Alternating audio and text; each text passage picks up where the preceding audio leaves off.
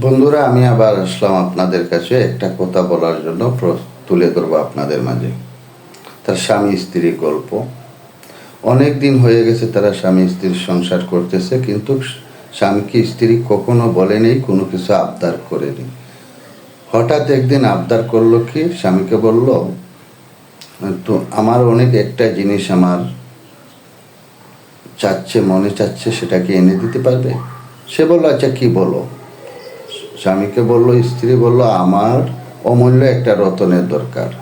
স্বামীও এখন বলল, অমূল্য রতন আমি কোথায় পাবো? আমার কাছে টাকা নাই, পয়সা নাই, দিন আনি দিন খাই, সেগুলো পাবো? যে কোনো মূল্যে এনে দিত। স্বামী বের হয়ে গেল হ্যাঁ বলে।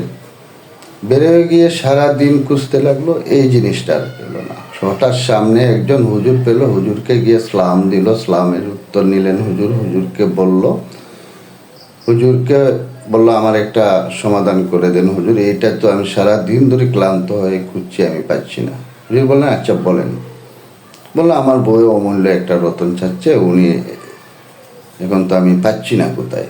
হুজুর বললেন, আসেন আমার সাথে। হুজুরের সাথে গেলেন, যাওয়ার পরে হুজুরে একটা জিনিস প্যাকেটিং করে উনিকে দিলেন। দেওয়ার পরে বললেন, আপনার ওয়াইফকে আপনি দিবেন। প্যাকেটিংটা নিয়ে আসলো, নিয়ে আসার পরে উনি বাসায় এসে দিল। দেওয়ার পরে উনিকে বললো, নেন তোমার অমূল্য রতন। ওইটা বললো কি? তো উনি কী বলে খুলে দিল। খুলে দেওয়ার পরে দেখে কোরআন শরীফ দেখে বুকের মাঝে জড়িয়ে ধরে এক কান্না, যে কান্না, আল্লাহর আরশ পর্যন্ত খুশি হয়ে গেল।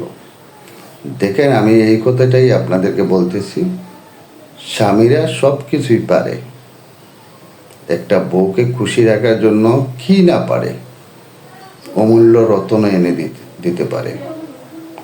আপনারা ভালো থাকেন, সুস্থ থাকেন, স্বামীদেরকে কষ্ট দিবেন না, কোনো কিছুতে প্রা দিবেন না। এই কথাটাই আমার ছিল। সবাই সুখে থাকেন। আল্লাহ হাফিজ। বাই।